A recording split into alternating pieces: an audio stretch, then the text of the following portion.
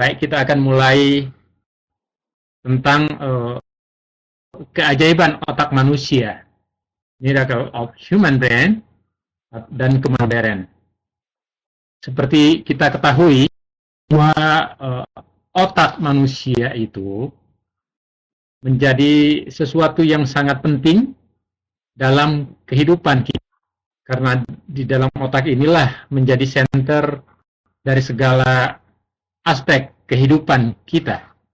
Juga suatu kebahagiaan karena pada pagi hari ini kita bisa berdiskusi tentang keajaiban otak manusia serta kemajuan ilmu neuroscience modern. Sebagaimana kita ketahui tadi, bahwa otak itu sebetulnya merupakan paling kompleks dari tubuh manusia.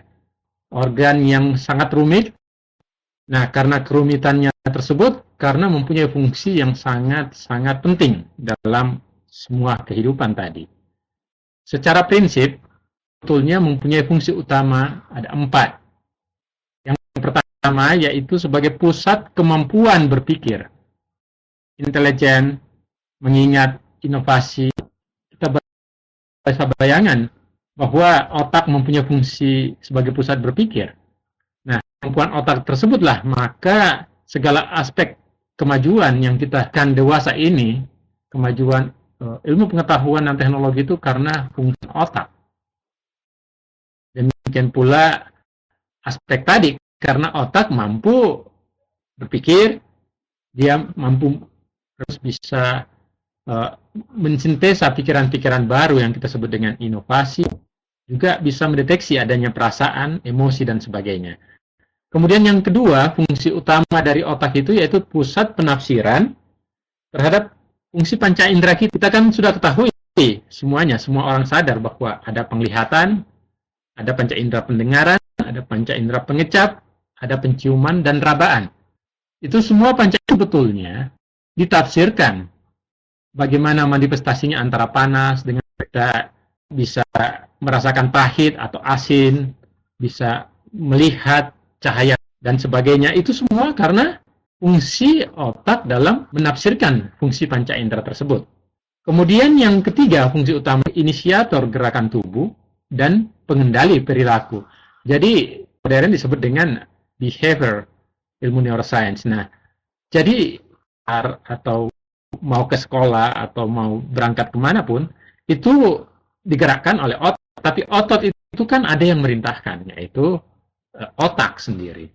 Kemudian yang keempat itu regulasi semua organ tubuh, misalnya jantung, usus, pernapasan, dan sebagainya, dan tercover dengan regulasi fungsi otak ini. Jadi dengan demikian sangat luas peran dari, berdasarkan itulah maka kita sadari bahwa otak merupakan organ yang sangat vital, sangat penting dalam aspek kehidupan ini. Seperti yang terlihat pada gambar ini, kita melihat bahwa otak itu adalah semacam permata dari mahkota. Mahkota kan disimpan di kepala. Nah, di dalam kepala itulah ada permatanya. Sehingga otak terletak dalam tempurung kepala yang memiliki cairan pelindung. Semua kualitas yang mendefinisikan kemanusiaan kita, si otak. Maka dari gambar ini hadirin bisa melihat dua model potongan otak, yaitu yang di sebelah kiri. Kalau otak itu terbagi dua, otak kanan dan otak kiri, itu penampakan yang sebelah kiri adalah gambar dari kalau otak itu dibelah dua. Itu akan tampak ada pusat glandulanya, ada hipotalamusnya, ada korteksnya. Itu semuanya adalah bagian-bagian otak itu sendiri. Sampai dengan ada otak kecil, kita lihat di belakang, di gambar ini yang saya tunjukkan, kemudian ada batang otak, dan ada sumsum tulang belakang, dan akhirnya ada jaringan-jaringannya. Nah, sebelah kanan Anda melihat, kalau otak itu dilihat hanya dari luar, misalnya di sebelah kanan atau kiri. Nah, itu korteksnya, ataupun lapisan luar dari otak itu sendiri yang bergelombol-gelombol. Itu pada prinsipnya karena korteksnya, dan akhirnya disitulah menjadi pusat kesadaran. Saya ingin tunjukkan bahwa dengan peran otak yang sangat penting tadi, sebetulnya otak itu terdiri atas ribuan ataupun miliaran sel-sel saraf yang kita sebut dengan sel-sel saraf. Anda melihat pada gambar ini kelihatan ada bintang yang bercabang-cabang. Itu adalah contoh saraf. Nah, jumlah sel saraf ini itu diperhitungkan ada 100 miliar sel saraf yang disebut dengan neuron. Dan setiap sel-sel saraf itu mempunyai koneksi ataupun networking, yaitu sekitar 10.000 neuroscience kita sebut dengan sinapsis. Nah, jadi kalau 100 miliar tadi ribuan triliun kan? Nah, koneksi itulah yang menentukan. Anda bisa lihat pada slide berikut bahwa dengan fungsi otak yang mempunyai jaringan miliaran dan jumlahnya networkingnya triliunan, maka kecepatan fungsi berpikir, kecepatan fungsi bertindak dan sebagainya pun otak bisa melakukan suatu koordinasi yang sangat luar biasa. Ini saya perlihatkan gambar spektrum berdifusi dari si otak yang menggunakan magnetic resonance imaging, yaitu otak itu dikasih gambar dengan dikasih zat tertentu ke dalam tubuh, kemudian periksa berdasarkan MRI, itu bagian otak kanan dan bagian otak kiri, dan akhirnya bercabang ke semua organ-organ tubuh. Nah, ini penampakannya bisa Anda lihat tentang otak, karena tentunya kita berbicara tentang diri kita sendiri, tentang tadi. Nah, berdasarkan itu, pada prinsipnya, hadirin sekalian, secara prinsip, sel-sel saraf yang saya tunjukkan tadi, itu jenis. Ada yang kita sebut dengan excitatory neuron atau sel-sel saraf yang berfungsi sebagai stimulan atau yang merangsang. Kemudian sel-sel saraf yang disebut dengan inhibitory. Bisa berbeda karena terdapat perbedaan zat kimia pada sel-sel saraf tersebut. Nah, pada gambar ini itu adalah sel-sel penghambat atau inhibitory neuron. Terus yang berwarna abu-abu dan agak gelap itu adalah excitatory neuron. Nah, di dalam otak cuma sekitar 20%. Sedangkan yang 20% ini dia punya tipe-tipe atau jenis-jenisnya sangat banyak. Kenapa? Dari mobil itu mempunyai peran yang sangat vital. Nah, kalau ini terjadi penyakit epilepsis, bisa menderita penyakit schizophrenia, bisa menderita karena kontrolnya tidak berjalan. Makanya banyak manifestasi penyakit yang bisa berakibat karena kelainan sel-sel saraf tersebut. Nah, berdasarkan itu, maka kita ingin berpikir bagaimana sih? Iya kan? Kita lihat katanya ada sel-sel saraf penghambat, ada sel-sel saraf excitation atau berkomunikasi sehingga bisa menjalankan fungsinya dengan baik. Nah, pada prinsipnya ada dua jenis disebut dengan functional segregation, yaitu fungsi kalau dia bersifat functional segregation ini artinya dia bersaja bagian tersendiri dalam otak. Misalnya pada saat orang mau berbicara yang kita sebut dengan left inferior frontal gyrus, itu yang mempunyai peran untuk menjelaskan. Jadi tidak seluruh fungsi otak itu bekerja pada saat orang hanya berbicara. Tetapi di lain sisi komunikasi itu ada juga komunikasi functional integration. Jadi secara keseluruhan fungsi seorang merasa sedih, merasa stres dan sebagainya itu bukan hanya salah satu bagian dari korteks, tapi seluruh tubuh mempunyai manifestasinya. Oleh karena itu, maka dengan komunikasi antara sel-sel saraf tersebut tadi, maka kita bisa menjelaskan secara real otak itu sebagai pusat kemampuan berpikir, kemampuan intelijen, mengingat, kemampuan inovasi, perasaan. Nah, kenapa bisa terjadi cuma dua jenis sel saraf, tapi dia bisa memberikan fungsi yang sangat besar? Hadirin sekalian, kita mau sebutkan bahwa faktor-faktor yang selama proses tersebut, yaitu bagaimana proses berpikir, mengingat dan sebagainya, itu proses di dalam otak adalah komunikasi yang Bagaimana itu?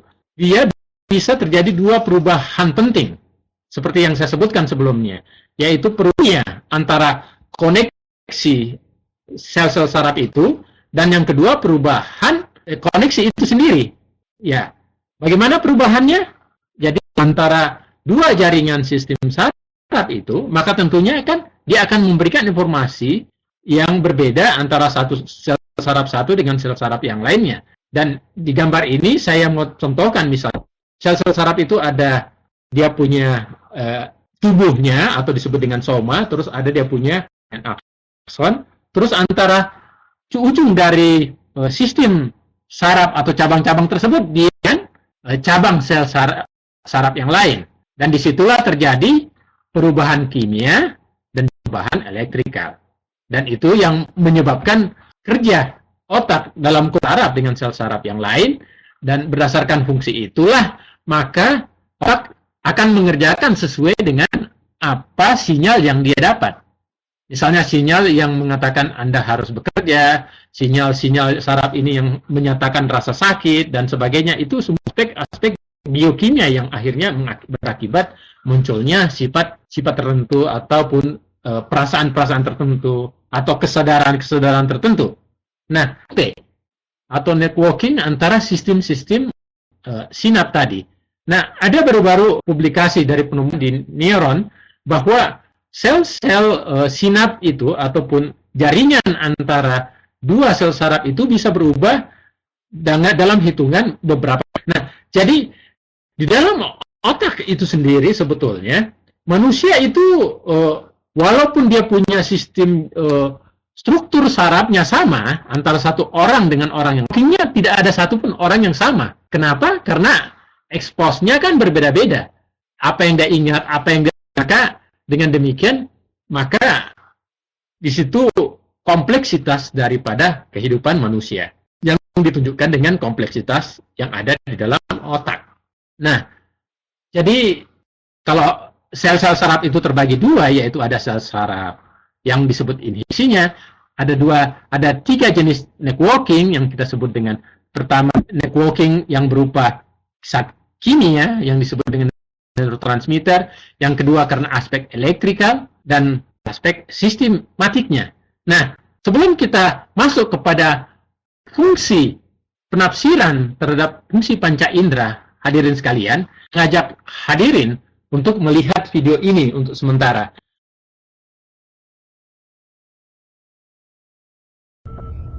Underneath the newfangled cortex, the brainstem, the limbic system, and the basal ganglia date back to the mastodons. Nah, seperti video ini, Anda melihat bagaimana mulai dari otak itu membesar, terus dari hipokampus ini, ataupun bagian dari sentral otak itu, akhirnya keseluruhan dari sagital dari otak, di situ di otak ini yang warna putih, adalah gambar yang disebut dengan bagian dari korteks, dan dari korteks ini mempunyai sel-sel saraf. Anda bisa lihat di video tadi. Video ini sangat menarik karena akan sangat memberikan informasi yang gambaran ilustrasi dari otak itu. Nah, gambar yang putih ini kita sebut dengan stratum korteks aja, lapisan yang coklat tadi. Maka Anda melihat lapisan sistem saraf itu ada yang warna gelap, itu ribuan sel tadi. About 2/3 of all our neurons operate here. A piece of cortex tissue no larger than a pinhead can house 30,000 of these cells.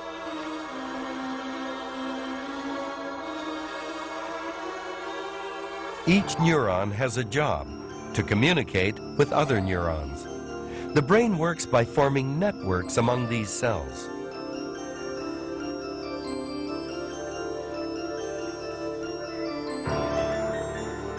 The long, spiny branches of the networks create a neural forest of astounding interest. Nah, ini kemudian pada video tersebut kita tampilkan lebih mudah dengan kita berinteraksi dengan gambar-gambar yang lain.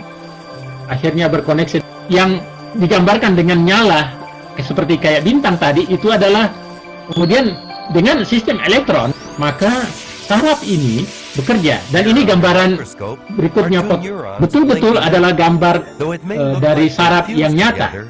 Kemudian pada ujung saraf itu ini diperbesar, kemudian diperbesar lagi supaya dengan elektron mikroskop Anda bisa melihat antara warna hijau itu adalah proksimal dari sistem saraf kita. Dan Anda melihat dengan perbesaran miliaran kali dengan menggunakan mikroskop tadi, kita melihat bekerja. Jalan dari satu sel saraf ke saraf yang lain, dan ini tampak gambarnya bagaimana sel-sel saraf itu bekerja antar sel. Dan ini merupakan ilustrasi dari saya bicara panjang lebar tadi di video ini, bisa terlihat lebih jelas. Hadirin sekalian, betul-betul di dalam otak itu mempunyai, karena dia bekerja begitu terorganisir, begitu sistematik, dan begitu teratur tanpa ada ini. Misalnya ini yang gambar yang warna putih itu adalah contoh dari sel excitatory yang saya sebutkan tadi. Dia bersifat perangsang. Sedangkan yang jaringan-jaringan ungu yang di video ini itu inhibitory atau sel-sel penghambat. Anda melihat miliaran sel-sel saraf yang tergambar di sini, yang diperbesar teknologi baru yang kita gunakan dan akhirnya bisa tampak di video ini. Nah, apa yang menarik dari pengetahuan seperti ini, saya ingin Anda semuanya bertamasya sampai ke dalam pusat dan sel-sel saraf, sampai pada tingkatan bagaimana saraf itu pada tingkat molekuler.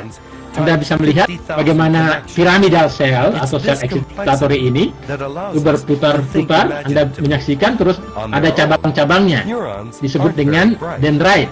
Dan dendrit ini dengan sehingga secara komprehensif pemahaman kita terhadap otak mulai pada tingkat molekuler sampai dengan tingkat makronya kita bisa menyaksikan dengan baik.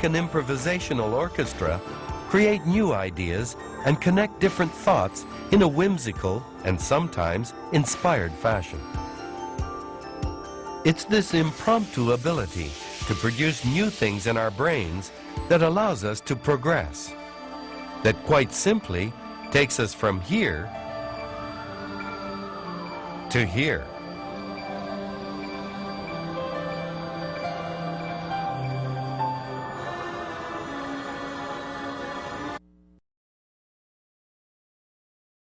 Fungsi otak dengan fungsi pertama tadi, dia bekerja seperti itu, dan yang fungsi kedua yaitu seperti pada slide ini, yaitu sebagai pusat penafsiran terhadap fungsi panca indera. Nah, fungsi panca indera kenapa?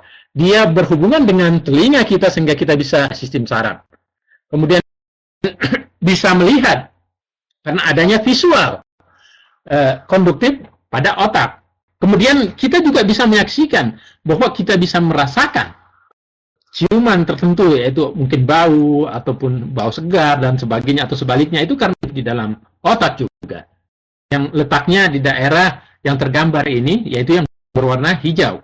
Kemudian di kulit juga kita bisa mengoneksi antara sistem neuron di sistem kulit itu dan teraba, dan itu kemudian digabungkan ataupun ditransmisikan sampai ke dalam sistem saraf perifer dan akhirnya mata.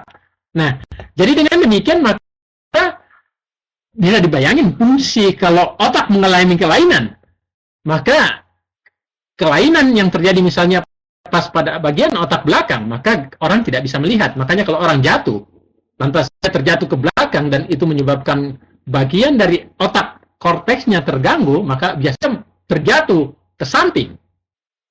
Dan itu mengenai bagian saraf pendengarannya, dia bisa tidak mendengar, menjadi tuli.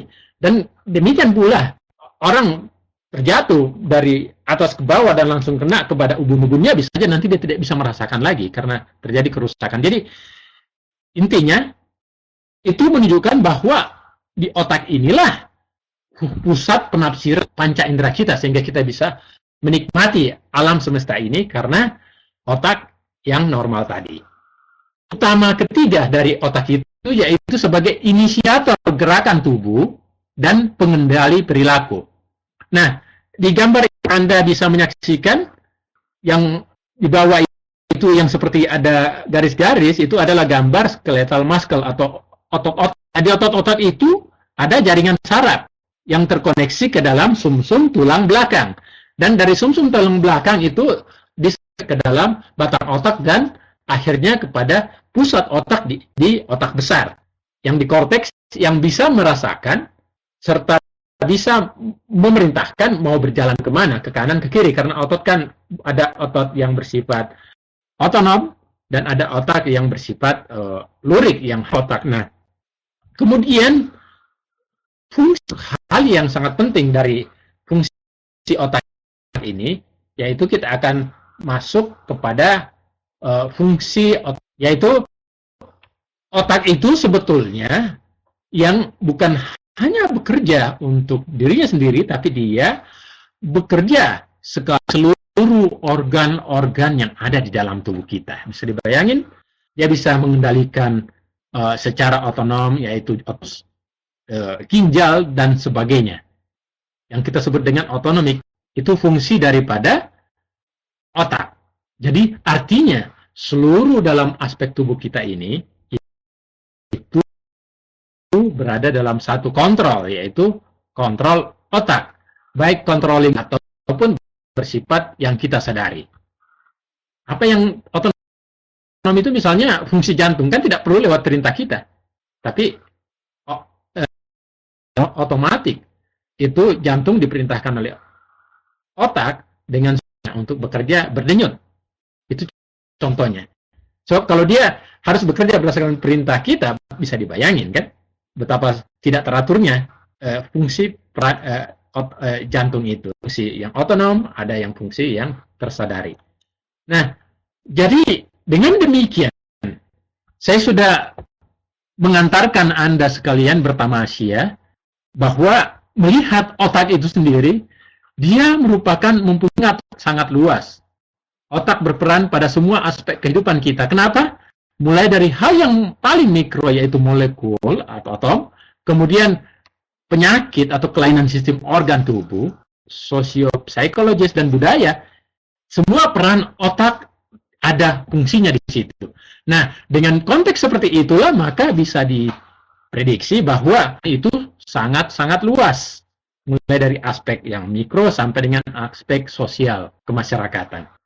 Nah, supaya kita lebih kembali kepada fokus, maka informasi neuroscience terkini saya ingin memberikan informasi terbaru tentang perkembangan ilmu neuroscience terkini, serta pada prinsipnya ada 10 permasalahan terbesar yang sistem saraf.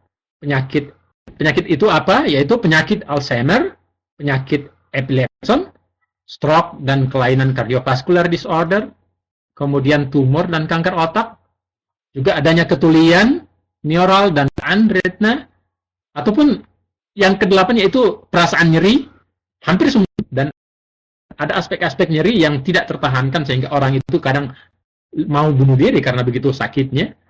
Kemudian ada yang kelumpuhan, para penyakit jiwa. 10 hal ini menjadi permasalahan terbesar yang sudah terjadi ribuan tahun, sampai sekarang beberapa dekade sangat susah disembuhkan. Nah, oleh karena itu saya ingin menuju kepada apa yang terbaru, yang aspek untuk menemukan atau masalah-masalah yang berhubungan dengan neuroscience ini. Nah, saya ingin memperlihatkan bahwa orang umum mungkin mengatakan terjadi pengecilan otak. Sebetulnya kalau kita bahasa kedokterannya disebut dengan degradasi. Anda bisa melihat yang sebelah kiri itu agak sedikit lebih besar, tetapi yang otak sebelah kanannya sudah mengecil, bahkan hampir hilang. Nah, kalau dengan kelainan seperti ini, maka orang Alzheimer tidak bisa mengingat apa lagi yang dia lakukan, sampai baru saja keluarganya, dia lupa suaminya, dia lupa macam-macam semuanya. Nah, jadi hati-hati kalau salah satu tanda Alzheimer, tapi jangan khawatir dulu kalau pelupanya sudah keterlaluan. Nah, kemudian yang kedua yaitu penyakit Parkinson. Anda mungkin ingat dengan bekas pemain petinju yang sangat populer yaitu Muhammad Ali. Ya, yang dia tidak bisa berhenti, bergerak terus, kayak bergetar terus badannya. Itu getaran itu di luar kontrolnya karena kenapa? Karena kelebihan dopamin, dan dopamin ini tidak bisa diserap kembali ke dalam otak tengah yang saya sebut ini. Pada hal yang normal pada bagian hipokampus Anda bisa melihat warna merah sudah tidak terdeteksi lagi dopamin di dalam situnya, makanya dia di luar kontrol. Kemudian yang di bawah ini pada panel sebelah kiri bawah itu yaitu penyakit jiwa. Ini baru-baru ini disinyalir dan dilaporkan oleh WHO bahwa Indonesia adalah negara yang paling tinggi tingkat penyakit. Tapi kan masih banyak yang tidak terdeteksi di daerah desa-desa itu yang bahkan dipasung oleh keluarganya karena malu dan sebagainya karena dianggap aib. Nah, yang di gambar yang sebelah kanan bagian bawah, di mana otak kanannya hampir hilang karena terjadi pembesaran pada otak, dan semua yang terjadi pada otak biasa berakibat fatal. Selanjutnya, hadirin sekalian, saya mau tunjukkan gambar-gambar yang lain yang berhubungan dengan berbagai penyakit-penyakit yang menghinggapi manusia dewasa selain penyakit Alzheimer, Parkinson, schizofren, tumor, dan kelainan. Ya, betapa kita nggak bisa lagi menikmati musik yang indah, bahkan kita nggak bisa mengerti apa yang orang ngomong. Keindahan alam semesta, keindahan lingkungan, dan sebagainya kita tidak mampu lagi melihat, bahkan untuk berbuat sesuatu pun kita tidak bisa melakukan karena kita nggak bisa melihat. Nah, itu penyakit yang nyeri yang menyeluruh. Ini gambar tunjukkan bahwa titik-titik nyeri itu pada khususnya saraf atau sistem endpoint dari sistem neurosistem itu kalau terjadi gangguan, maka itu terjadi nyeri yang tak tertanggungkan. Kemudian kelumpuhan. Ini gambar yang saya perlihatkan adanya kelumpuhan karena gangguan sistem saraf sehingga dia wajahnya dan bibirnya sudah tidak seimbang lagi. Yaitu karena artinya kalau orang sudah terjadi sistem sarafnya terjadi kelumpuhan, maka sangat susah untuk melakukan keseimbangan balance tubuh kita. Nah, kemudian yang berikutnya, hadirin sekalian, setelah saksikan berbagai penyakit-penyakit ini, dewasa ini yang paling sangat tinggi dengan kelainan cardiovascular disorder. Kenapa? Karena usia sekarang ini tingkat stresnya tinggi, kemudian makanan tidak teratur dan sebagainya, atau pembuluh darah, dan akhirnya pembuluh darah yang pecah di otak itulah yang disebut stroke. Jadi itu juga menjadi bahkan tinggi di dunia dewasa ini. Nah, jadi kalau kita melihat, dan masih banyak lagi penyakit-penyakit sains, neurologis yang berhubungan dengan sistem saraf kita. Nah, yang semasa dulu penyakit-penyakit itu sangat susah diobati, maka dewasa ini ada harapan. Karena bersamaan dengan kemajuan ilmu neuroscience terkini, yang misalnya berhubungan dengan stem cell, yaitu sel pucuk, kemudian regenerasi. Yang lalu kalau mungkin di sekolah-sekolah itu dikatakan bahwa sistem saraf tidak bisa mengalami regenerasi, bahwa sistem saraf juga beregenerasi. Itu kemudian gene terapi atau pengobatan gene, transplantasi sistem saraf, kemudian berkembangnya sistem diagnosa penyakit berupa imaging, yaitu MRI, angiography, radio imaging. Kemudian ada penemuan juga terbaru dengan optogenetik, yaitu mengontrol fungsi-fungsi otak dengan menggunakan sistem cahaya. Kemudian penemuan baru juga, kemudian sistem imunterapi, kemudian yang tidak kalah pentingnya sampai sekarang juga surgery atau operasi, dan terbaru pula yaitu dengan adanya voltage sensitive dye dan laser serta computer simulation. Itu semua ilmu-ilmu yang lagi aktual dewasa ini yang saya akan tunjukkan satu persatu. Nah, mengenai stem cell ini, Anda pernah nggak menyadari bahwa misalnya dulu penyakit-penyakit yang dengan adanya berkembang stem cell baru ini, yaitu bisa diimplankan dulu contoh sel yang dari sel kembang, dan sel ini diimplankan ke dalam otak dan diharapkan kerusakan-kerusakan yang terjadi bisa digantikan oleh.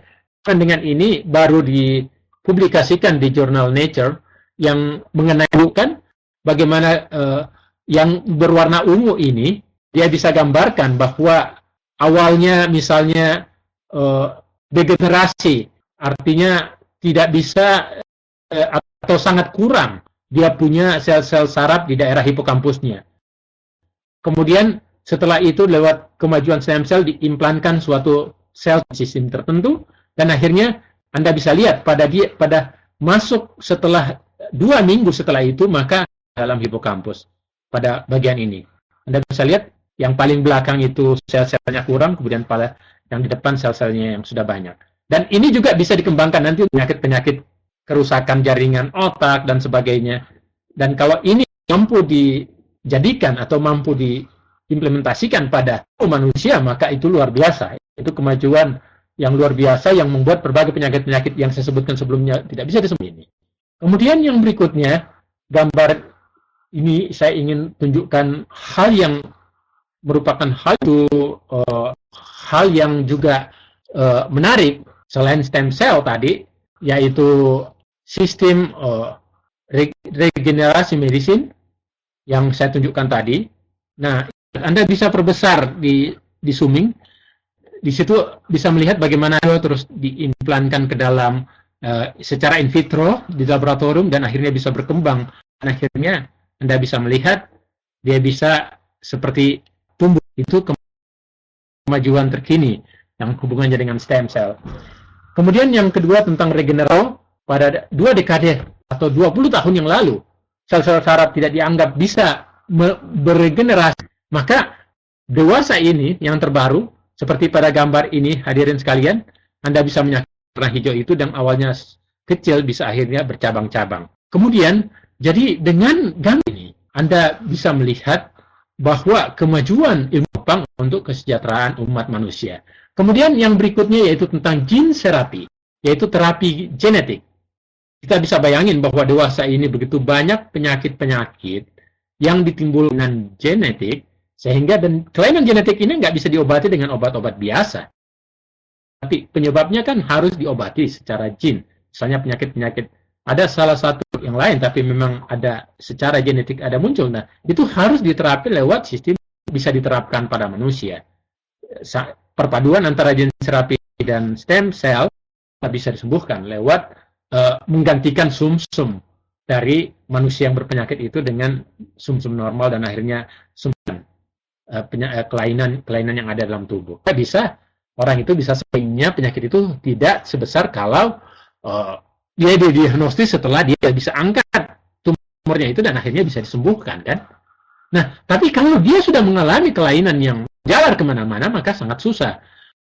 Oleh karena itu, teknik diagnosa penyakit atau teknik deteksian dini penyakit itu sangat penting. Oleh karena itu sangat terkait dengan model atau penemuan-penemuan baru, alat-alat baru untuk mendiagnosis itu. Dan dewasa ini kita sudah sampai pada tingkatan MRI, yaitu magnetic resonance imaging, angiografi, radio imaging, dan sebagainya. Ini contoh-contoh bagaimana ini saya perlihatkan bagaimana tingkat pengobatan, tingkat pendeteksian itu bisa dini, bahkan pada tingkat yang sebelum penyakit itu menyebar. Dan sistem imaging tadi, saya ingin tunjukkan suatu hal yang cukup baru, yaitu tentang yang disebut dengan optogenetik. Ini foto optogenetik, yaitu electroconvulsion therapy. Di otak misalnya, hadirin sekalian, penyakit tadi yaitu penyakit yang penyakit gila. Selama ini kalau orang penyakit itu selain dikasih obat-obat kimia, penyakit juga dikasih electroconvulsion therapy, yaitu dengan mengalirkan suatu zat tertentu ke dalam otak dengan menggunakan sistem elektronik atau arus listrik menjadi baik. Tapi efisiensinya juga belum tinggi. Nah, dengan model optogenetik, yaitu memberikan suatu sinyal tertentu, sinyal secara genetik khusus, yaitu dianggap gila tadi, itu bisa lebih terdeteksi, lebih cepat didiagnosa satu teknik electroconvulsion yang memadukan antara elektrik dan cahaya, energi cahaya. Ini sekarang sudah berkembang dengan pesatnya di dunia neuroscience.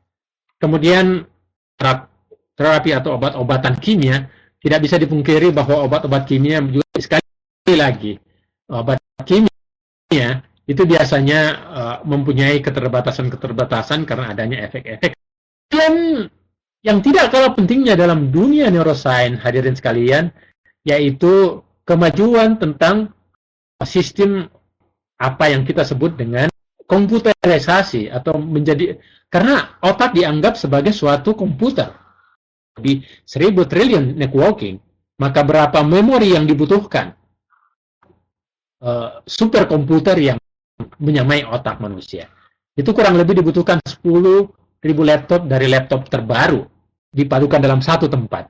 Dan berupaya juga bersama dengan pakar-pakar komputer science bukan super canggih, yaitu komputer super canggih yang bisa menyamai otak. Itu juga menjadi hal yang masa depan. Kemudian aspek yang juga menarik hadirin sekalian yaitu apa yang kita sebut dengan surgery. Mau dilakukan operasi otak, misalnya terjadi tumor otak di dalam otak yang sangat dalam, maka pada saat otak itu dibuka dan dioperasi kemudian menjadi rusak, misalnya di dalam inti itu kita potong, maka dia akan terjadi luka, dan lukanya itu seperti regenerasi sebelumnya. Makanya dengan model terbaru sekarang juga telah dikembangkan dengan surgery dengan menggunakan laser tertentu, dengan kita kontrol berapa kekuatannya, berakhirnya dengan satu kali tembakan diharapkan kanker atau tumor yang ada dalam otak itu bisa mati dan akhirnya. Jadi dengan demikian, saya ingin simpulkan hasil dari pertemuan kita malam waktu California, tapi webinarnya tentunya di pagi hari waktu Jakarta dan Indonesia ya. Nah, itu kesimpulan yang saya ingin jelaskan pada hadirin, yaitu ilmu neuroscience merupakan ilmu terbaru dari perjalanan panjang yang bertujuan demi kesejahteraan umat manusia. Ilmu neuroscience memiliki pengaruh yang sangat luas, mulai dari hingga cara pengobatan dan menghilangkan penderitaan dari umat manusia. Kemudian yang terakhir yaitu ilmu neuroscience terbaru telah dapat diaplikasikan dalam berbagai seperti ilmu kedokteran, fisiologi, yaitu ilmu tentang sesuatu fisiologi tubuh, yaitu struktur tubuh, termasuk dalam aspek pengobatannya. Demikian pula dalam aspek komunitas, misalnya leadership atau kepemimpinan, simulation computer science atau superkomputer, hingga luasnya ilmu neuroscience sampai fashion, bagaimana mempelajari kecenderungan otak manusia secara keseluruhan terhadap minat pakaian-pakaian tertentu dan sebagainya. Jadi sangat luas tuh. Makanya dengan demikian neuroscience adalah ilmu yang menantang, ilmu masa depan, dan ini akan menarik kalau kita semuanya bisa berpartisipasi secara nyata untuk mengembangkan neuroscience Indonesia. Demikian, semoga acara webinar ini bisa memberikan suatu sharing informasi ataupun berbagi informasi tentang neuroscience ini. Terima kasih atas perhatian hadirin saudara-saudari sekalian. Terima kasih. Kalau ada pertanyaan, dengan rela akan memberikan jawabannya dengan suatu keikhlasan. Demikian.